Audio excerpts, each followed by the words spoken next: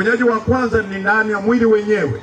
Tuna antivirus katika miili yetu ambao wanapiganaga na wadudu wakiingia, na hata mtu anapona.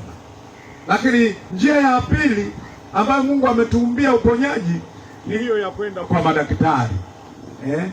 Tunakwenda kwa madaktari, wanatupima, wanagundua matatizo yaliyopo, halafu kisha wanatupa dawa, tunapona.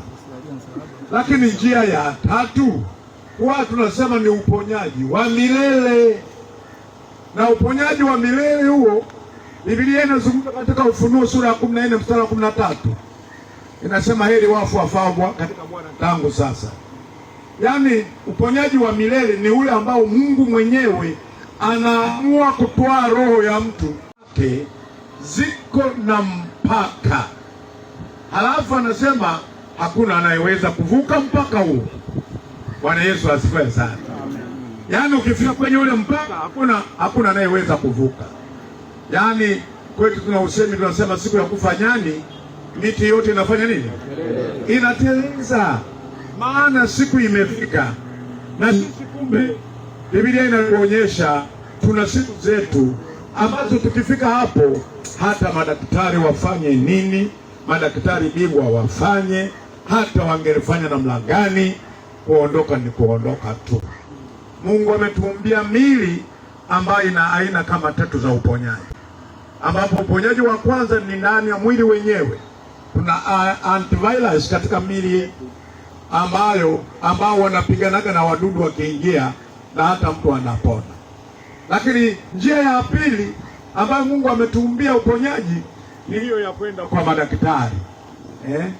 Tunakwenda kwa madaktari, wanatupima, wanagundua matatizo yaliyopo, halafu kisha wanatupa dawa, tunapona.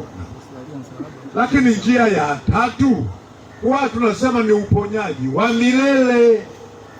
Na uponyaji wa milele huo Biblia inazungumza katika Ufunuo sura ya 14 mstari wa 13.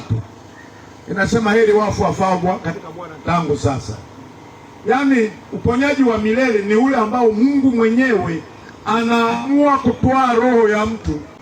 Yaani sasa ukiona mchungaji anaitwa mtumishi wa Mungu anafika stage hii, basi huyo tunasema ishakufa kiroho muda mrefu, kwa sababu haiwezekani wewe uko msibani unahubiri aina za uponyaji ambazo Mungu amemwekea mwanadamu, alafu ya neno la Mungu, neno lake ambalo limeponya maelfu kwa njia ya Yesu Kristo, kwa jina lake tu mtaweka mikono juu ya wagonjwa nao watapata afya. Hiyo wewe ukumbuki, yani uone.